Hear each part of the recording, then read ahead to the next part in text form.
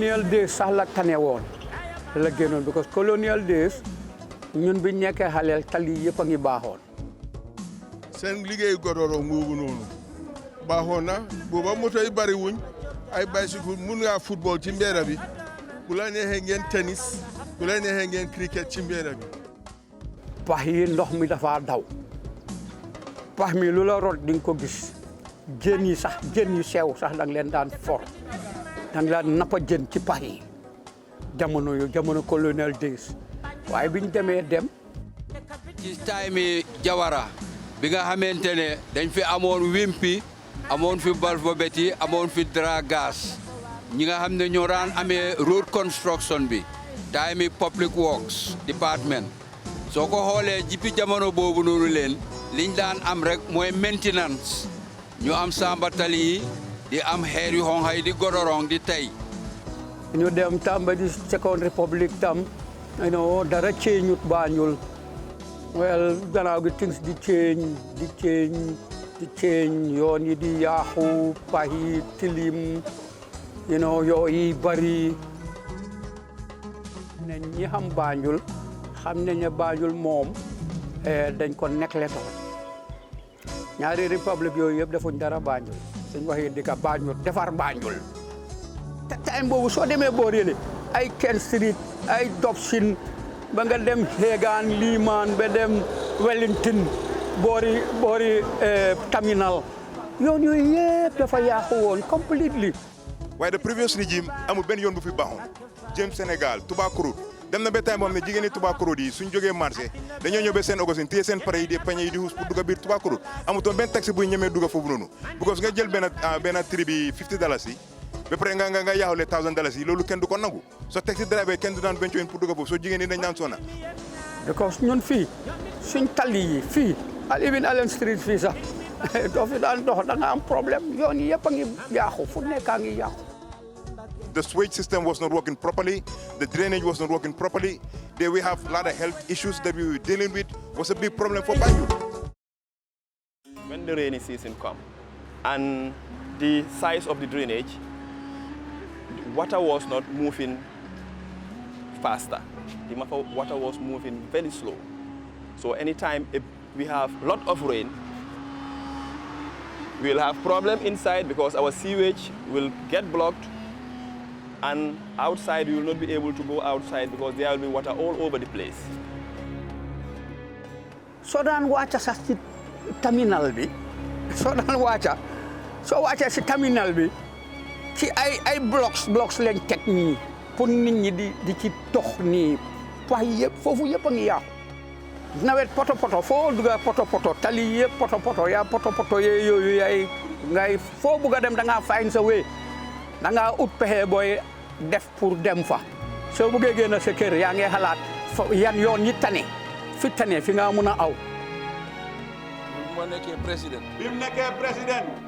bi mooy ñetteelu yoon maa ngi génn di dugg biir Banjul. mu ne bi lay ñetteelu yoon muy génn di dugg biir Banjul di wër. nit ki foo mun di dëkk. mu ne nit ki foo mun di dëkk. war ngaa xam lu nekk si dëkk boobu. war ngaa xam lu nekk ca dëkk boobu. loolu 2018. mu ne 2018. ma génn ma wóor Banjul. mu génn wóor Banjul. mu wóoree Banjul. bi mu wóoree Banjul. ba mu jeex. ba mu jeex. suma xol dafa naqari. mu ne xolam dafa naqari woon lool. ma xalaat ne man Banjul laa dëkkoon. mu xalaat ne moom Banjul fii la dëkkoon. kon maa waa Banjul la. kon moom waa Banjul la biir. We live here with our families. Our kids are here. Whenever they come out and said, whenever they come and tell you, Dad, we are going to play outside, you'll have to stand them up and then warn them. Because it was a very dangerous place. It was a big drainage system and it was not covered. So anytime your kids went out to play, you will feel that before they come back inside, something will happen to them. doo mun a toog si yenn boori pax yi doo fa mun a toog ndi xet bu bon. Our city council did not even help. You know, it is a hard fact. It came to a point you would rather tell your visitor that KMC is the capital city, not Banjul, because you're not even trying to, you don't even want to tell them. And this is the business district. This is where the economy is. Everything happens here. This where we have our seaport, this where we have our state house, this where we have the GRA where I'm standing, this where we have the business district. So, but we are not part of the development of the previous government. A lot of people will not want to come in with their vehicles inside, especially people that have shop at the market and their stores are here in town. Most of them will use carts, this what they call locally push-push. They will use carts, this push-push, to transport their stocks from their warehouses. But whenever, especially during the rainy season, whenever you want to transport something from your warehouse to your store, it will be a big problem because the road system was very bad with big holes.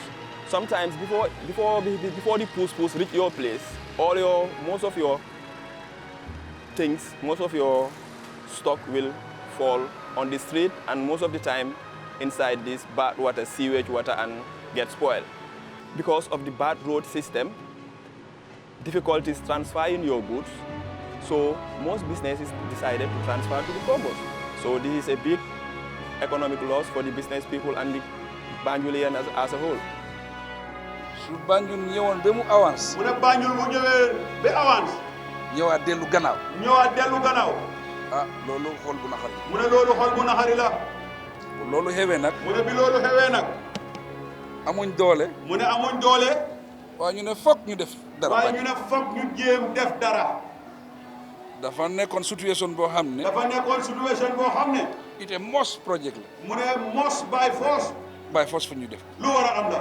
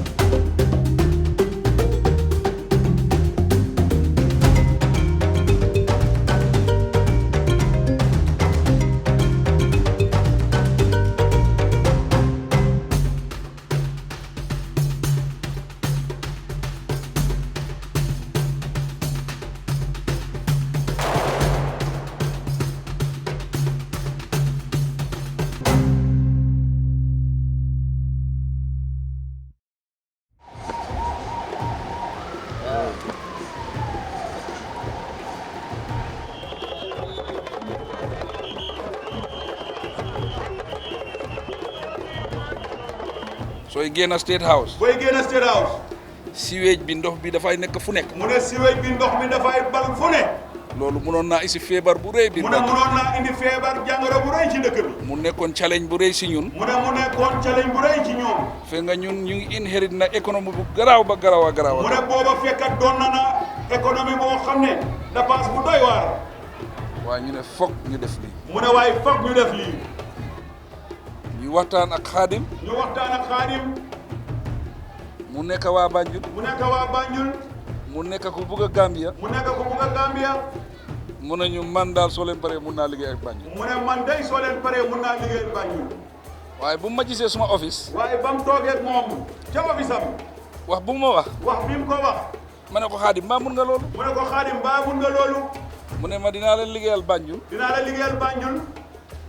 dinaa ko liggéey bi after 1 year ngeen soog ma fay. mu ne beeg at ngeen door di fay. dinaa liggéey Banjul. dinaa liggéey Banjul. bu leen ma jox benn garantie. bu leen ma jox benn garantie. dinaa liggéey Banjul. dinaa liggéey Banjul. ngeen fay ma si dalasi. ngeen fay ma ci dalasi. dinaa liggéey Banjul. dinaa liggéey Banjul. si ñetti at ngeen fay ma si juróomi at. ci ñetti at ngeen fay ma ci juróomi at. ah ma ne ko Xaadim lu nga wax nii. mu ne ko Xaadim li nga wax nii. lii mun nga ko. lii ndax yow mun nga ko. mu ne ma mun naa ko. mu ne ko mun naa ko. nit ñi door nañ di gis cause ñun suñ tontu di gay construction mooy ñu def nit ñi gis ñu appreciate waaw doorin bi nag wax yi bari woon na trop coow li bari woon na trop ndax dinañ ko mën a def waaw ndax ñii luñ wax nii ndax dinañ ko continuer wax yooyu yëpp jógoon na. This project was a very, very difficult project for the president to implement because everybody was against it. Local politicians, international donors. mu dem ba ñu àggale wax bi suñ partners ñu dem bi àggale wax ji ci suñ partners yi ñu ne ma suñ stopul projet bi buñ ko stopul gars yi duñu dimbale waat gars yi duñu dimbaleeti ma ne la bii seen dimbal bi dafa stop waaye dañoo liggéey projet mu ne seen dimbali day dafa stop waaye projet bi dañ ko soxla ngeen lii dañ ko soxla ma ne technicien bi dem leen ngeen use seen xam-xam dem leen jëfee seen xam-xam indi seen innovative ideas ngeen indi seen innovative ideas yi naka la ñoo convincer suñ partners naka la ñoo convincer ñooñu pour ñu bokkaa ñoom ñu liggéey pour ñu bokkaa ñun ñu liggéey dëkk bi ndeke rek loolu moo nekkoon suñu jàmm ndeke loolu mooy woon suñu jàmm ñu challenge gars yi wax leen situation bi siweej bi nu mel Banjul nu mel ak nuñ soxlee lii kuy liggéey laajtewut garanti laajtewut foreign money dalasi la laajte te ñun dalasi la ñoo liggéey fii kon dinañ ko mun a fay Adim nag yokkal ñu si su leen neexee ngeen fay ma si 10 years bu leen neexee fay ma fi leen ci fukki at bu loolu xewee nag suñ partenaires yi xam ne lii projet bi Gambia moo ko moom Gambia moo ko finance contracto Gambian la liggéeykat yi Gambian la kon lii war nañoo support gars bu njëkk buñ ko liggéey dañ doon xalaat no bu tuuti mu ne buñ ko tàmbali dañ daan nobatu tuuti partenaires yi ñu ne ñu léegi luñ bëgg a mooy dugal leen ko seen budget yi ñun approuve nañ léegi affaire bi neex na nag fu mu nekkal seen budget bi la teg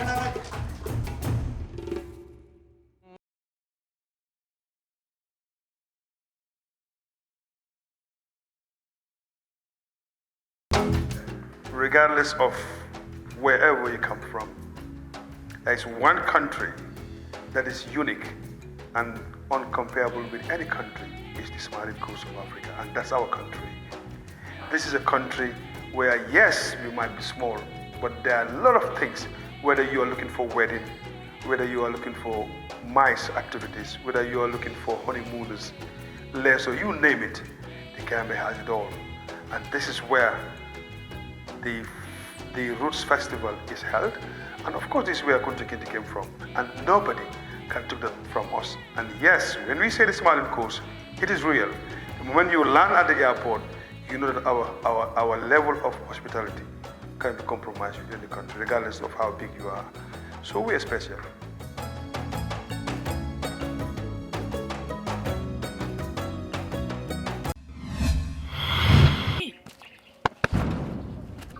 jogal kër ga ma la doon jaayloo kër ga jar na xam ne démb rek barki démb rek am na ku ma kool di ma laaj ndax jar na am de waaw yow wutal ma client wutal la client xam naa client jaay naa ko kay wax dëgg yàlla sant yàlla la ba mbëri nag waa jox ma suma wàll junne ba ma xamee noonu jël ko balaa nga may junne nag waaw da ngay fay bor ba pare man dama xameel kenn bor amee loo kenn bor mukk kan la amee bor xamuloo kër googu ñuy wax jiyaare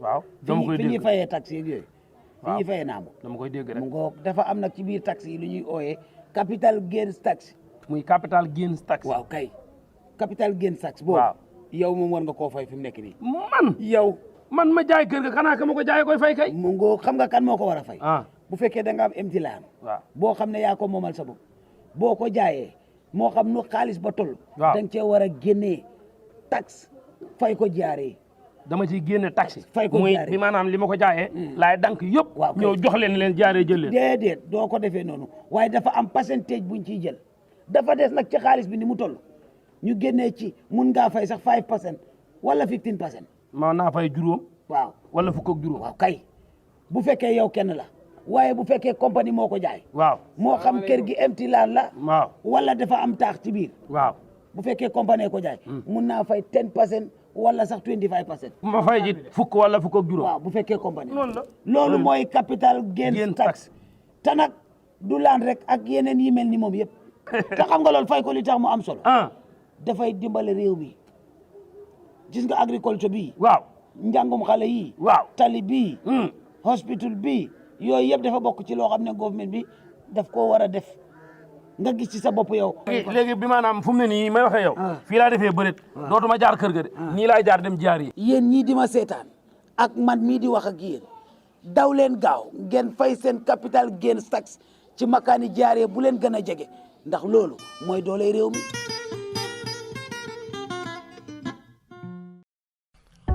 For high quality fuel, right quantity, at the right time, at the right place and the right price in a safe environment, visit any Petrogas service station. Petrogas has 15 service stations strategically located all over the country and still growing. Petrogas is the leading supplier of bulk fuel to corporate and government clients. Petrogas is the only company operating a hydrant refueling system at Banjul International Airport, providing interplane delivery services, refueling all international military and civilian aircrafts. Petrogas, the leading retail brand in the Gambia, has its own branded world-class gas cylinders to cater for households, hotels, and restaurants.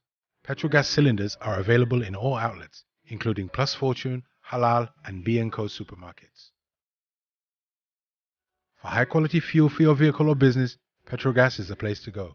Petrogas, operating locally with global standards. Tiger Cement be ñi banko kan kabirin 2012. Tiger Cement mu ñontongoleti pour alla cement do kuola. Tiger Cement mu Gambian taleti andung abota cement bundamento wele warata cement bundal beti ñi banko kan. Anin Tiger Cement na supply yol kata banko karol bela. Ila fita hapo menna wonin da dimala. Kabirin ibe banko la député bungo lokan anin Gambia la university do doku o membe je sainteng ñinul beka Tiger Cement le kumandi alsala cementol sotono na ñin dinkiralto anin ja oil stationol be membe ñim banko kan alti ñin nombal kumandi 7708080 7147273 7624970 3301321 Tiger Cement ñontongo le mati ñim banko kan.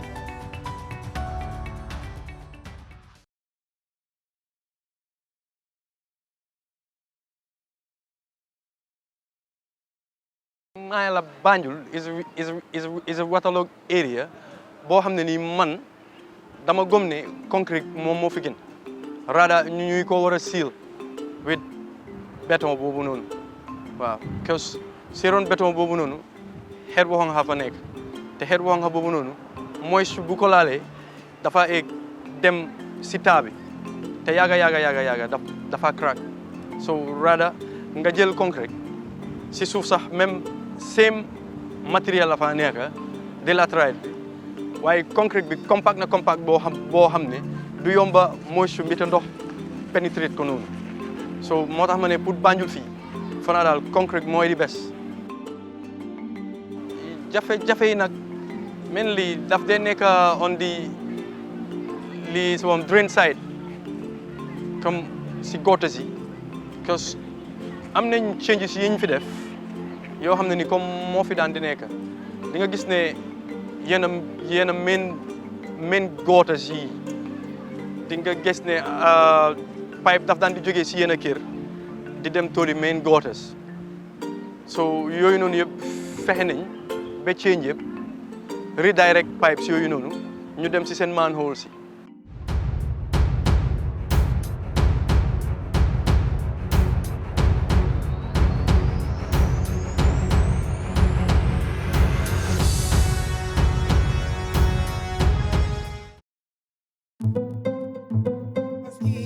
dama fekk suma yaay di joxe lekka dama si juddu kon nit ki si li nga juddu rek moom ngaa continuer te li mu wax si joxe lekka ñëpp xam nañ ko tamit kontaante rek moo tax ma def ko waaw parce que tamit ñu ñëpp benn leen te ñu ñoo liggéeyal foog naa ne man suma gis-gis bu doon waa koñ bi ñëpp la kenn wutalee ka sa bàyyi nii boo lii waroon nañ fi dajee ndox yi dajee fi lu naka dajee fi parce que ñun la ñoo liggéeyal ñu jàppale président bi tamit si loolu waaw parce que mu ñoo liggéeyal man suma gis-gis laa wax yi ne mënu maa wax ñi waaye man dama si kontaan parce que boo génnee gis tali daw gis tali da ngaa sant yàlla ba mu bari.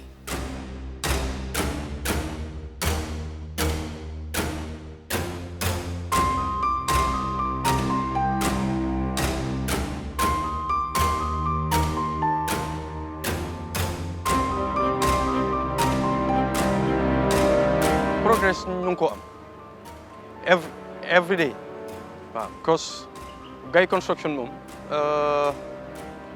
ñun suñ culture mooy luñ xas ba téye push mu dem rek amul taxaw so moo tax ba soo ko gisee si suñ CEO bi si boppam di Mr Hadim Gaye da nga xam ne comme ñun luñ xas ba jàpp rek dañoo push mu dem cause moom sax he's always on side. soo gisee nag ñun ñu nekk si yoon bii fi mu toll nii moom lañ bëgg a eggale fi mu toll nii pour dem mais Banjul tamit soo doxee quartier yëpp yi ngay wër nii yëpp pour nga gisati yoon bu yàqu néew ma amul de mais bëriwul fi mu toll nii. foo dem si koñ boo dem léegi-léegi am na yenn koñ yoo xam ne sax dinañ fa war a dugga te dooraguñ fa ñoom si seen boppam ñoo ñu dee laaj ah kañ ngeen a ñëw fii soo kon xam nga ne nit ñi door nañ di gis lu ñoo def. te nag yàlla Adama Barrow la doomu ndeyam Xaadim Ngay suñu boos liñ koy ñaanal na ko yàlla may gudd fan ak wër gi ba ñu mun a eggale projet Banjul bi ñu soxla loolu lañ koy ñaanal fi mu toll projet Banjul dañu see bëgg a am ndam ñun ñu liggéey ko bañ ne yee kan moo liggéey ñu ne Xaadim Ngay moo liggéey Banjul loolu lañ koy ñaanal yàlla pour ñu def ko parce que ndam lañ bëgg fii boo tax ñëw nañ ba tollu fii nit ñaa ngi gis waaw gis nañ liggéey bu baax bi nekk di dem gis nañ lii moom njëriñ li.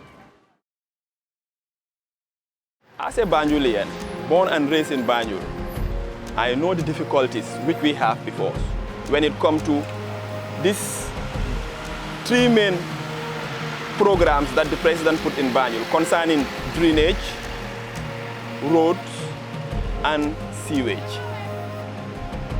These 3 main factors were the biggest problems that Banjulian ever have.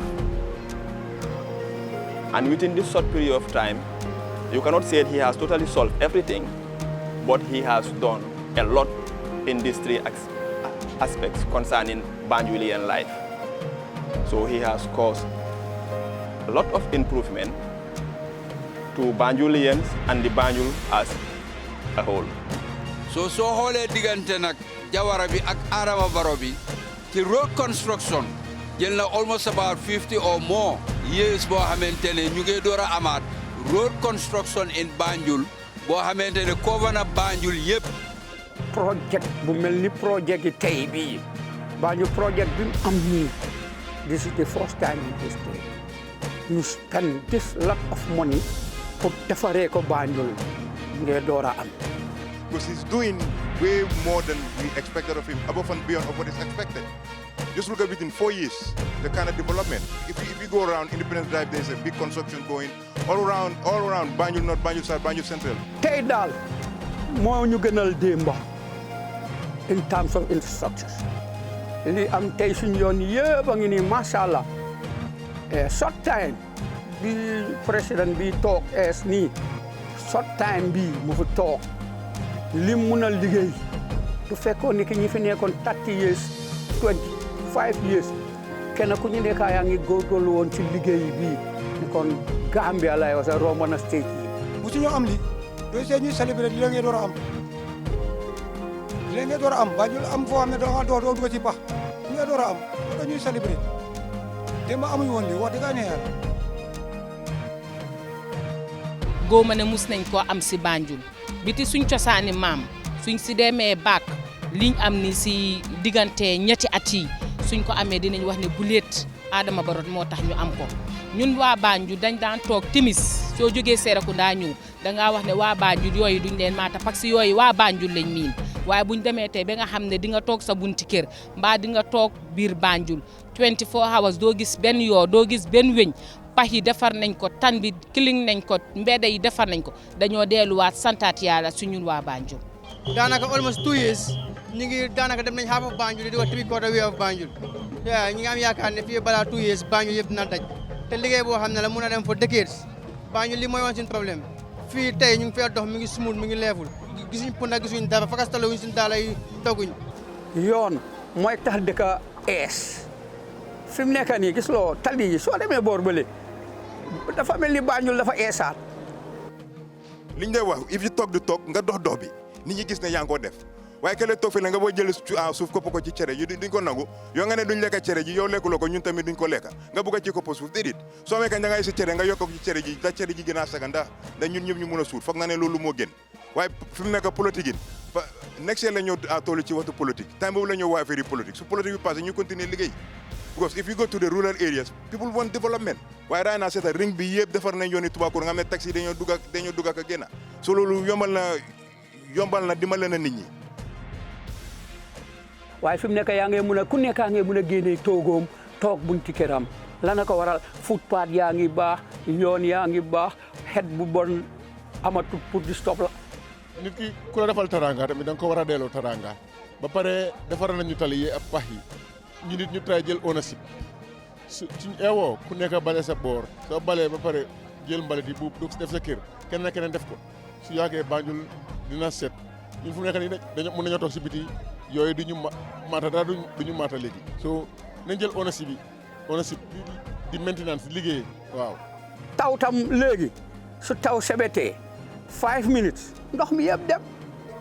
sewage bi ak tali yi xaalis bu bëri la ci government bi dépasse te xaalis boobule daf ko jëlee ci taxe bi nga xam ne moom la waa Gambia fay moo tax ñun waa Banjul ñu am kontante ne capital daf ko nuru man bi ma nekk mayor Banjul suñ amaan gan nawet dama daan ruus du ma génn waaye tey ku dëkk Banjul am nga kontante fu la neex nga dugga Banjul yëpp am na tali sewage bi mu ngi baax moo tax ñun waa Banjul gis nga crowd bi ni mel dañ génn pour wax président Barrow jërëjëf ci liggéey bu rafet bi nga xam ne def na Banjul des na nag Banjul Barrow dinañu ko talal ba mel ni ci fanaan. so di nga gis ne depuis booba nag ba léegi nga seet ñu ngi ko starté Banjul South fële ca Afdaay ñëw ba léegi ñu ngi koowa di whole Banjul li ci des xëy na ay konju ndaw yi la fii de road si so loolu soo ko xoolee développement boobu noonu leen ñu am ñu ngi ko am ci time bi Adama Barrow so développement boobu noonu leen baax na pour waa Banjul ak ñi nga xamante ne noonu la ñoo gisee Banjul ci jóg di jagar di defaraat dinañ wax gàcce ngaalaama Adama Barrow ci waxtu bii nga xamante ne moom la ko fi yàlla indi teg ko fi. Banjul moom beneen Banjul la ñuy wax Banjul démb ak Banjul tey ku fa dugg xam nga ne Banjul démb ak Banjul tey am na différent ndax amul la benn ruq-ruq booy dugg gis ne liggéey dugul fa kon ñun dañ ci sant yàlla suñ capital léegi sigg na bu nekk bu tawaan boo duggee bi Banjul la ngay tëb bañ a tooy léegi nag fu la neex nga jaar kon sant yàlla gàcce ngalaam Adama Barrow te yaakaar na ne roqi loo ak bu toogee xool ay bokkam bu toogaatee incha allah rabbi dina ànd Adama ndax xam naa ne dëgg rek mu amee ñu xool li war a am bàyyi foos dina wuññeeku ndax dëgg rek moo fa nekk. engagé nañ projet bi. projet bi dañ koo liggéey ba Banjul yëpp jeex tak. amul dara lu ñoo bàyyi gannaaw. yëpp la ñoo liggéey. suñ njëriñ la. te dafa bokk ci suñ capital. loo gis rek am na boppa. soo dogee boppa bi rek. dara amatut foofu. kon Banjul mooy boppa bi. looloo tax ñu engagé Banjul. ñu meeg soo ne projet bi nu mu mel fa ñu liggéey.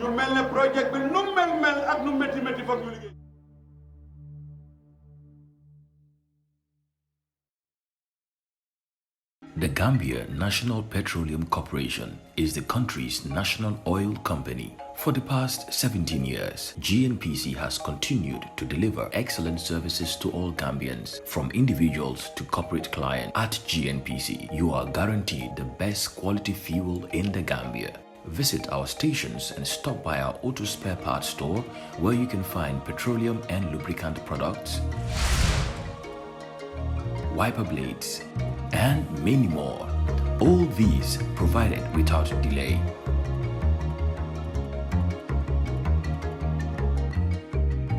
With 10 service stations located throughout the country and still counting, GNPC gives you the best customer service anywhere, anytime. Think fuel, think GNPC, Gambia. It is now time to take ownership of what we own. GNPC, Nyokomom, the Gambia, our homeland.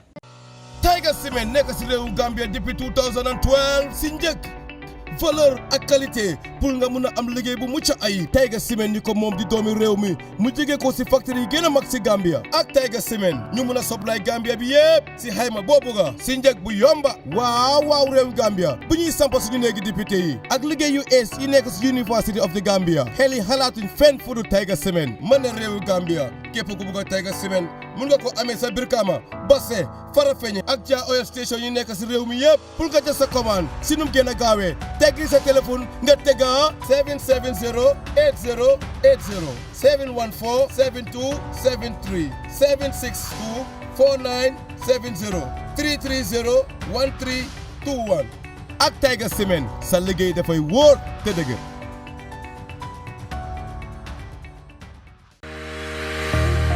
The port is along West Africa's busy shipping lane. Being the country's main gateway for international trade, the Port of Banjul accounts for 90% of all imports and exports. The Port of Banjul has been recognized over the years as one of the safest and most efficient in West Africa, offering prompt, reliable and value for money service. The port has well-developed facilities for handling all type of cargo using modern equipment and techniques. This infrastructure, combined with a competitive and flexible tariff and a dedicated workforce, ensures quality service to its esteemed customers at all times. The port acquired modern cargo handling equipment, ensuring high degree of operational efficiency, which guarantees fast vessel turnaround time. The Port of Banjul is unrivaled in Africa for its simplified trade documentation procedures, thus fast customs clearance. It has a deep sheltered anchorage with no record of piracy, thus making it one of the safest in the sub-region. Gambia Ports Authority, ready to serve you better in line with its corporate mission statement, to excel as a leading maritime center for trade logistics and distribution.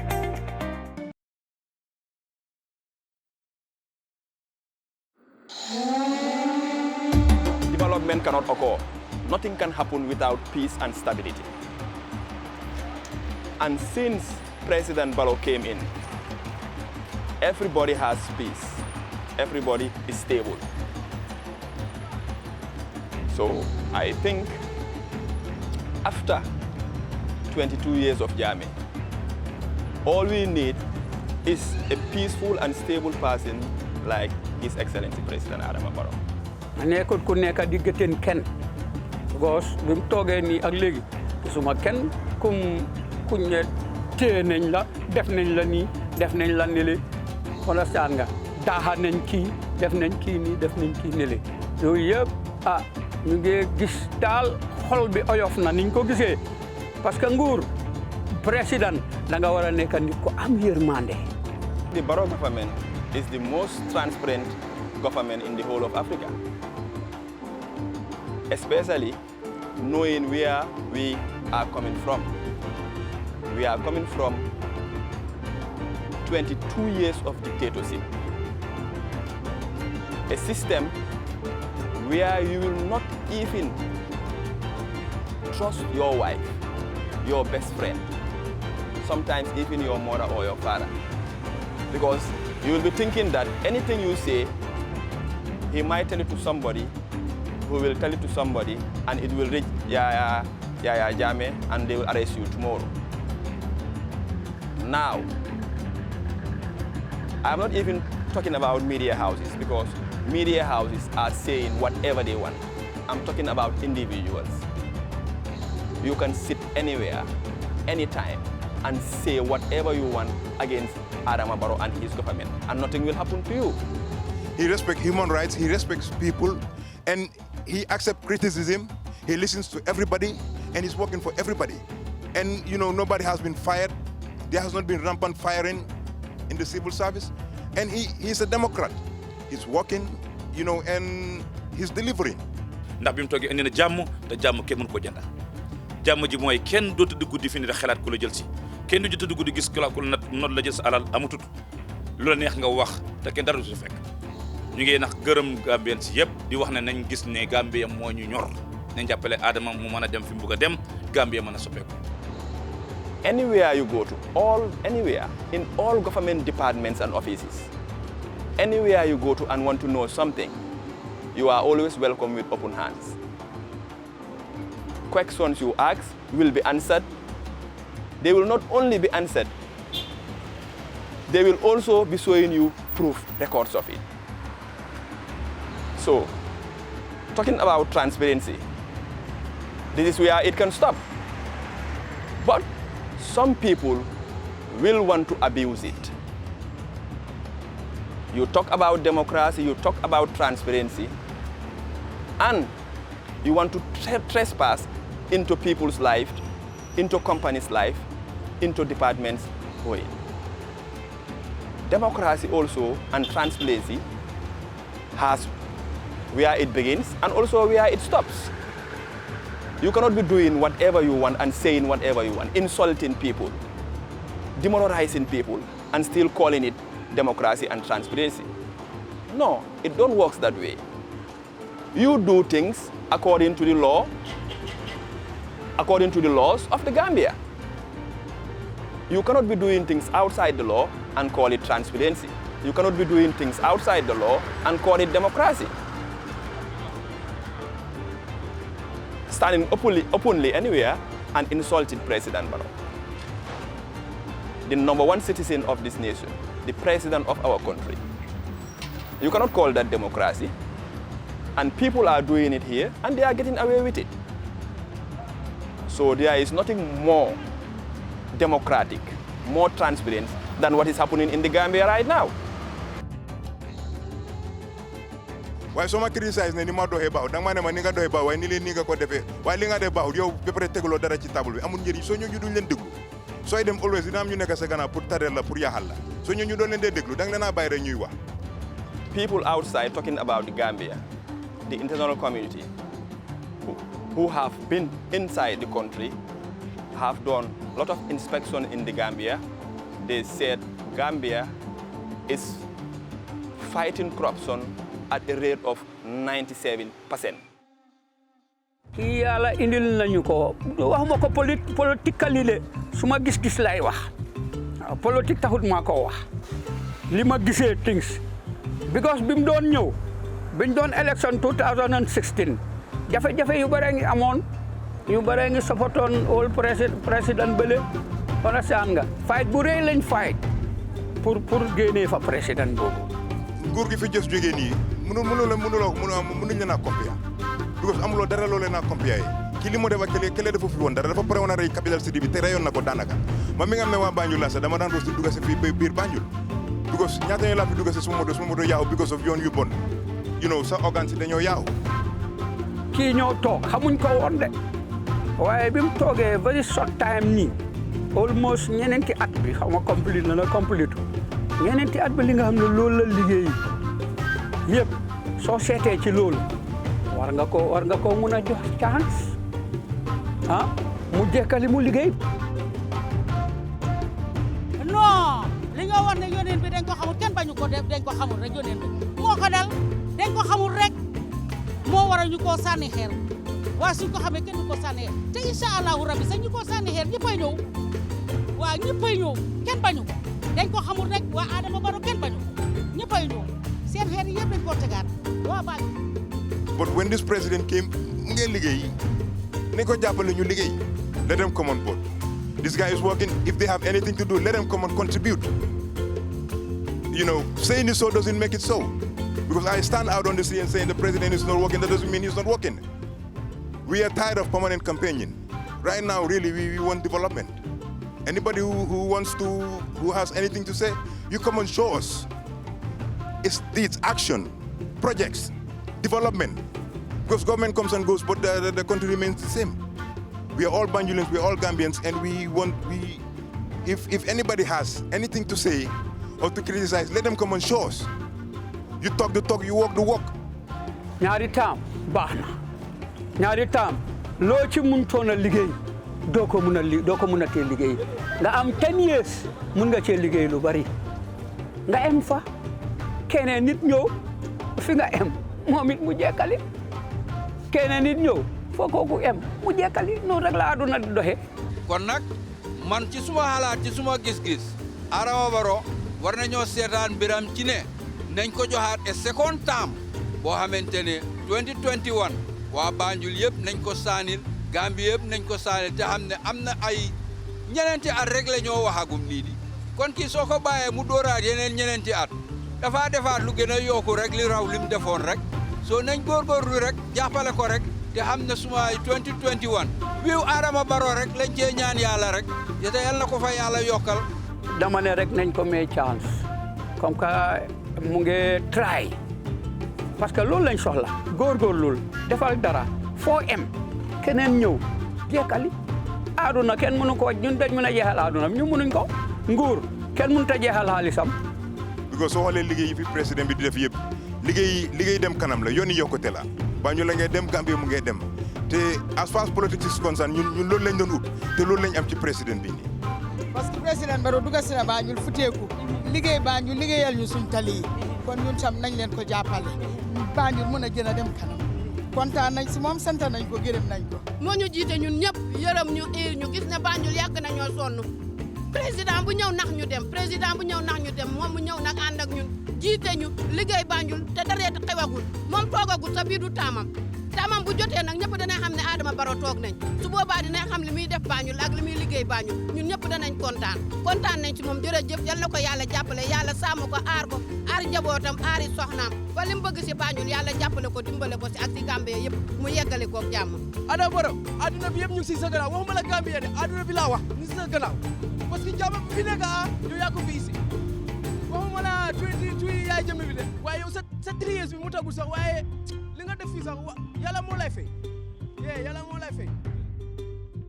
bi ma ànd dox roxiloo di wër ànd yëpp ñëw bokk jotaay bi di wër te loolu li mu firndeel mooy moom Adama ubbil na bépp Gambia pour ñu yóbbu Gambia roxiloo dafa nekk moom yàlla jox na ko mu nekk bonne position boo xam ne Gambien si ñoo ko jox doomi Banjul ñoo ko jox te moom mu ngi am intérêt doomi Banjul te gis na Adama jël na intérêt Banjul boo bëggee Banjul war naa ànd ak Adama ndax tey ku dugg biir Banjul xam démb ak tey am na différent te doomi Banjul képp koo xam ne yaa ngi mekk Banjul nekk doomi Gambia bugg Gambia da nga nangu ne Adama mu ngi liggéey Gambia mu ngi liggéey Banjul te Banjul mooy suñu capital. mu ngi góorgóorlu ci defar yoon yi jaaxle nit ñi am na yoon am na yenn yu bari place yu bari dex gi ñi ngi ko defaraat te yu yëpp ay problème yu dëkk yi yoon dafa important yoon kenn mënut a wax ne important dafa important parce que mooy yombal lu nekk businessman yi 10 minutes nga dugg moto fiw eega nga base understand nga def li nga def fiw ñëwaat nga understand nga yooyu yëpp yoon yu baax moo ko indi liggéey boobu baax na trop.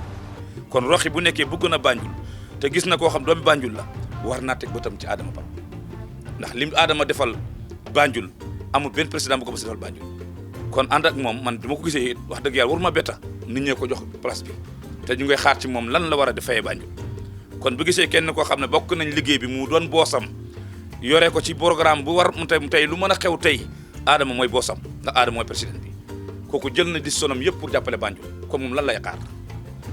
liggéey yu moo def ci kombo gi ak ba ci dex gi waaw loolu yëpp mu ngi am soo xoolee tamit North Bank bi tamit am na liggéey yoo xam ne mu ngi ko faa def ci road construction am na yu fa nekkoon nag waaye ba léegi liñ dee wax rek fas lum daw dañ koo caw rek dafa gën a yokku rek développement noonu la dee ñëwee.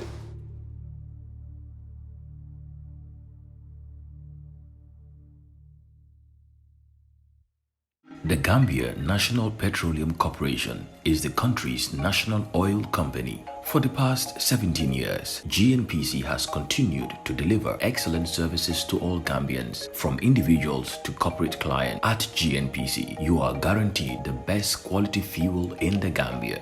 Visit our stations and stop by our auto spare parts store, where you can find petroleum and lubricant products,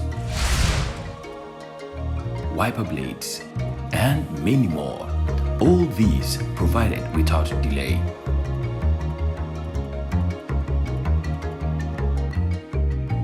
With 10 service stations located throughout the country and still counting, GNPC gives you the best customer service anywhere, anytime. Think fuel, think GNPC, Gambia. It is now time to take ownership of what we own. GNPC, Nyokomom, the Gambia, our homeland.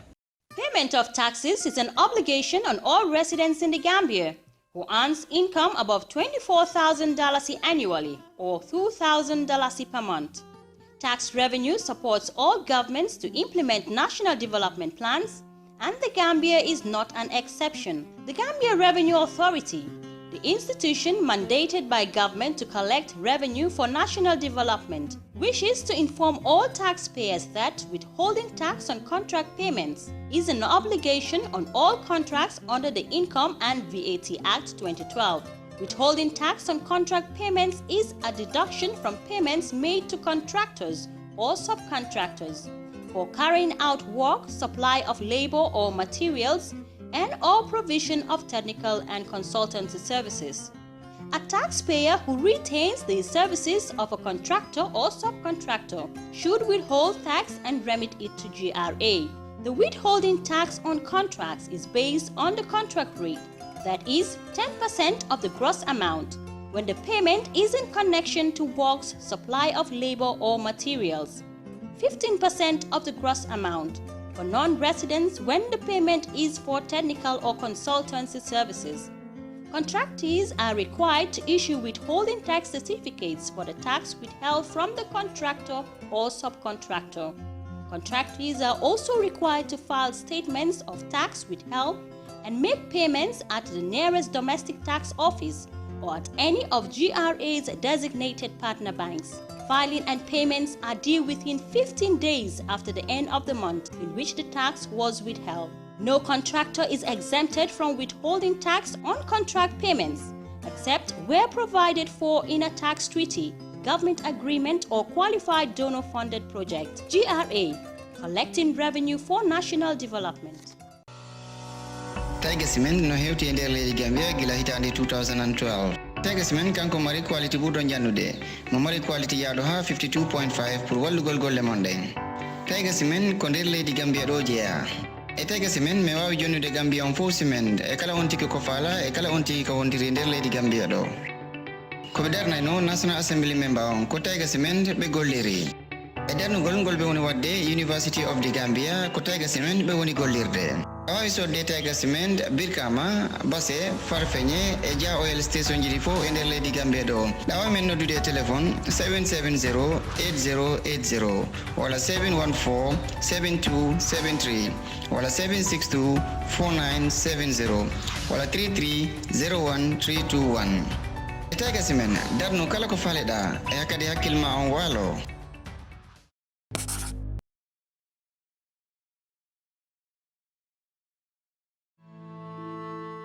National Development Plan bi baax na because plan di defar waxuma plan rek teg plan di def nit ñi di gis loolu baax na.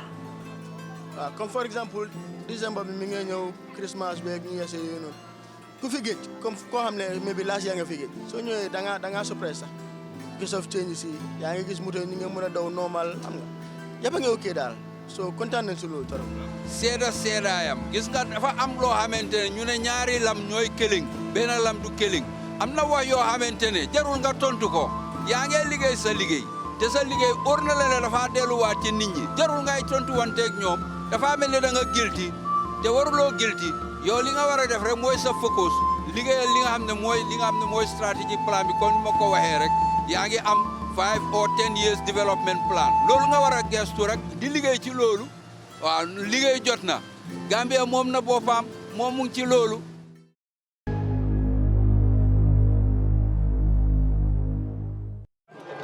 waaw ekkati leen seen loxo yi président wàcce si ne ekkati leen seen loxo yi.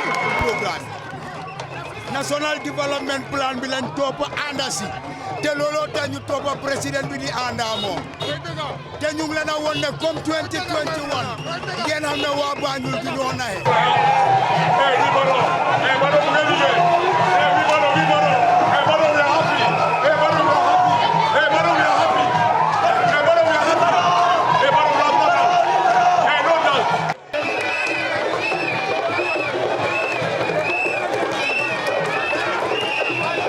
doon di ut maanaam juróom fukki at bu ñu amee indépendant ba léegi si ñeneenti at président Barrow moo leen ko jox te duñ ko jaawaale keneen ki nga xam ne daal bootam lëndëmoon na yàlla def na leeraay ñëw na fuñ toll nii naxaate jeex na lu des liggéey rek ak son. ma ne ñun 3 years rek la fi toog moom na dafa tali yu mel nii mooy boo duggee Banjul di wax na ndax fii pare la am du pare ah macha allah kon lii rek wane na ne président Adama Barrow dafa ñëw pour toog pour liggéeyal ñu président Adama Barrow ñu ngi ko wane ko 2021 bu soobee yàlla dina ko jëlaat tegal ko ci toogu bi dembe jeex defaral nañu suñ tali yi suñ koñ dañ daan flotte te léegi flotte amatut léegi taw rek mu dem ba pare moo ñu dindi ci wax gestu. coow li yëpp defal ñu gis la ñun loolu lañ gëm defal ñu gis waaye wax ju bari ji du affaire wax ju sew ji maala bu sew bi moo ñu ko gënal dégguma wax ju sew ji maala bu sew bi moo ñu ko gënal.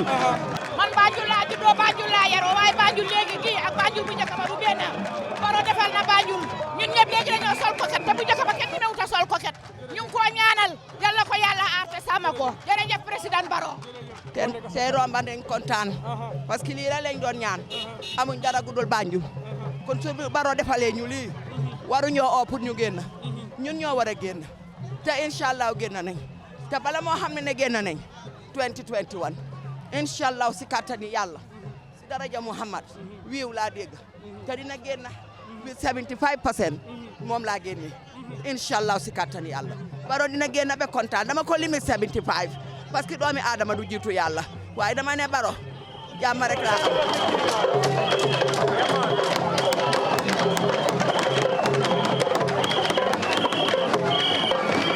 am dañ ci kontaan rek am mbégte muy wane ne bëgg na Banjul daal ñu nit ñuy wane ne bëgg nañ ko taxaw pour wane ne suñ président mooy romb ñu tertu ko ñaanal ko yàlla defal ko taw.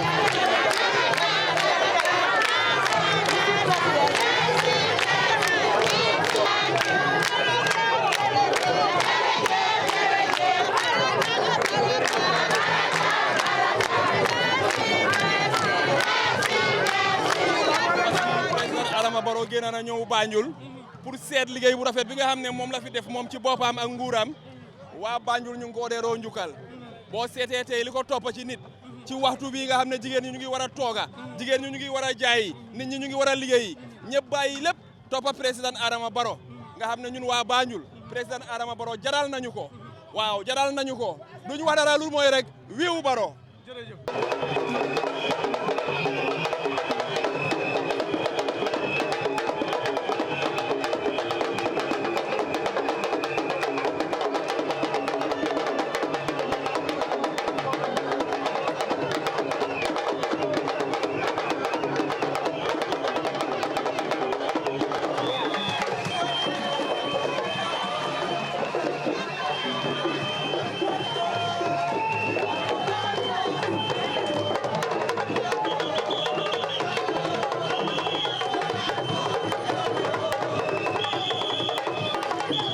président Barrow waruñoo gën a gore nañ ko wan na ko li ñu defal kontaan nañ ci jagaral ñu loo xam ne fo yees munta am so fu mu nekk nii loolu am na waa Banjul yëpp xaleel mag jigéen góor ñëpp a génn.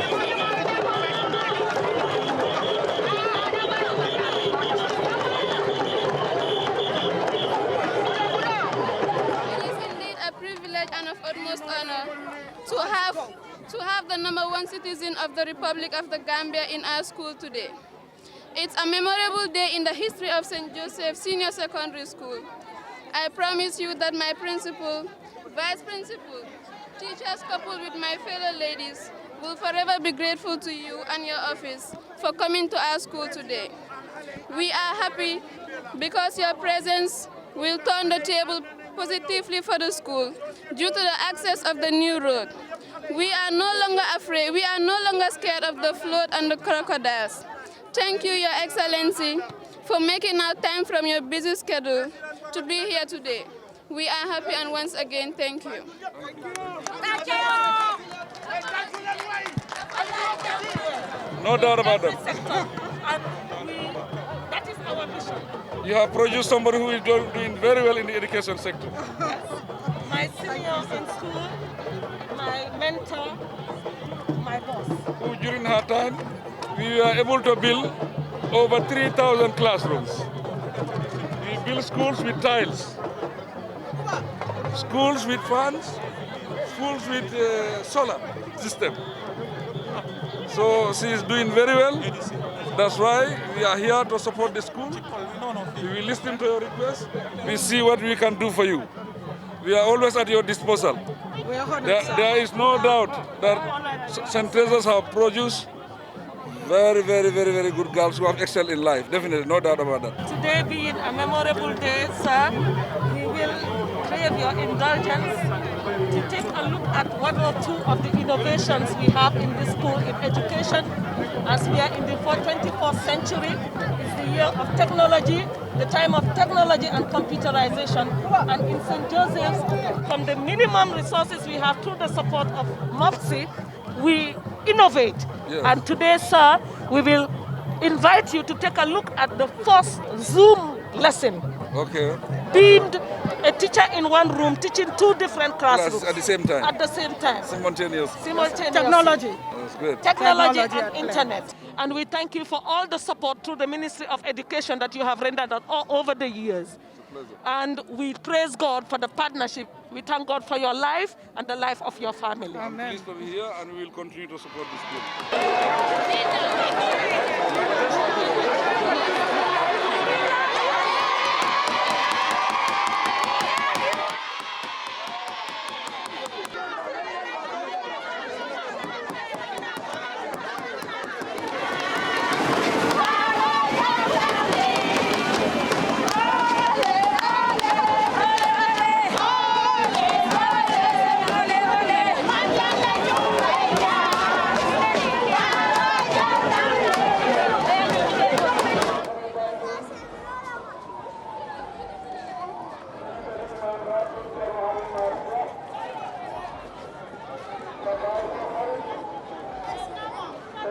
li yal na sax fi mébétal yóbbu réew mi ak dëkk bi yal na ko yàlla eggalee jàmm ñun nag si jumaa ji lañ nekk fii ñoo nekk fii pour receive ko tey. projet bi nii mooy jëm kanami Banjul te duñ ko gisee mu jaar si buur bi ñuy wax Adama Barrow dañ see sant yàlla bu baax a baax kon kooku du jéene pour seet projet bi ñun dañ see kontaan pour ne ñu ñëw ànd ak moom wër a moom gis lum liggéey Banjul. jullit ñi amuñ dara pour fayee ko lu may ñu ñaanal ko yàlla te ñu ngi yaakaar ne yàlla dina ko nangu wàccee nañ juróomi kaamil yoo xam ne jàng nañ ko fi jàng nañ ko te jàng bu sella ñu ngi ñaan. ma génnee 2019. waaye bi mu génnee 2019. kontaante bu ma amoon. si liggéey bi ci liggéey bi. tey bu ma génnee. mu ne tey bi kontaante bi dafa yokku. mu ne kontaante bi dafa yokkuwaat. kontaante bi dafa yokkuwaat. mu ne kontaante bi dafa yokkuwaat. taxi. taxi. waa Banjul yëpp. waa Banjul yëpp. njiiti diine yëpp. njiiti diine yëpp. ñëw toog. xaar ñu fi lu yàgga. pour defal ñu ñaan. pour defal ko ñaan. kon yàlla def na barke si ko. yàlla def na barke ci projet bi ba pare dëgg bi. ñun amuñ dara lu tudd pour gërëm nit ñi. mu ne amul dara lu may gërëm nit ñi. kenn nit mënut a liggéey. mu ne kenn nit mënut a liggéey de. man kenn mënu maa liggéey. moom kenn mënut a liggéey. xaadim kenn mënu koo liggéey. xaadim kenn nit mënu koo liggéey. ministre bi rek mënu koo liggéey. ministre bayla bi nit mënu koo liggéey. foog ñun ñëpp ñu bokka. ñun ñëpp ñu bokka. ak waa Banjul. ak waa Banjul. soo leen bëgg doon projet bi du am. suñ bëgg doon projet bi du am. kon support boobu support bu rëy a rëy la. support boobu support bu rëy a rëy la. jox ngeen ñu confidence. mu ne jox nañ leen confidence. kaddu yu ñëwante ñu ngi koo dégga. mu ne kaddu yi ngeen a wax mu ngi koo dégga. kon gis nañ ne waa Banjul bëgg nañ projet bi. gis nañ ne waa Banjul kenn du yow Bilaay Baro kenn du yow yal nga fi yàgg Adama Baro waaw lii la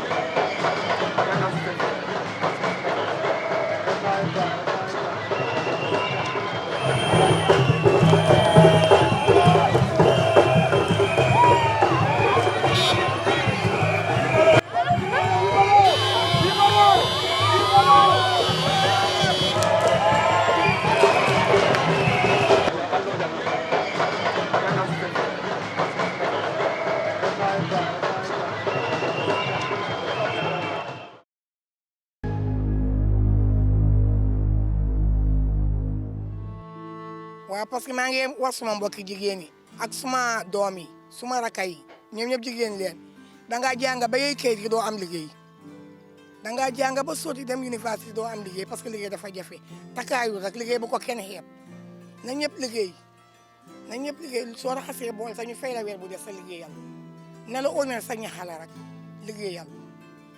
But it takes passion to do something. Jigéen am na skills am, góor am na skills am. If you're born with your skills, there's no way you can hide it. Understand? So that su nekkee xale jigéen yi moom, if you have passion for this, you need to go in for it. Though dinañ la provoke, it's part of it. But if you have the aim and ambition to do it and the passion for it, obviously di nga ko def. And doo mën a bul déglu gars yi lu ñoo wax. To listen to criticisms, provocations, obviously doo mën a def li nga def. But what men can do, women can do. Because yàlla ñun yëpp la may xel. Understand? Te ñun yëpp la may skills. But what motivated me was my creativity. I loved creativity so much. I saw buildings, I'm like, wow, how is this done? So I wanted to do it myself. And I said, I must do this someday. So that's what motivated me to this point. The qualifications, you need good qualifications though, because it's all about education. You need to learn the engineering aspect. You need to learn all the safety aspects of construction. Yeah, so you need the qualification to go to places like GTTI, even go to advanced schools like go abroad. So you need qualifications. So in engineering, you can't say, oh, since I'm just a dropout, I can come out to become an engineer. No, you need to study very well, become one. The contract was signed for 3 years. And what I've seen so far is like we've conquered, let's say, 75% of the contract. So obviously, within 3 years, we can complete the job. Discrimination is one thing that they should not do when it comes to engineering ladies. You know, because we all have brains. We all have skills. So when they see a lady doing something like this, you should not be provoked or criticized. So it's very important for people to be able to mold them, encourage them to be better engineers in the near future.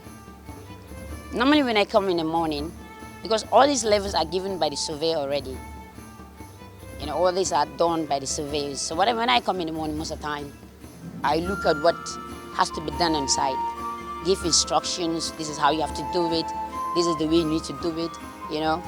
Then I leave to that site to another one, give the same instructions, take what they have done on site, give daily reports to my boss. Yeah, that's what I do before the close of the day. Okay.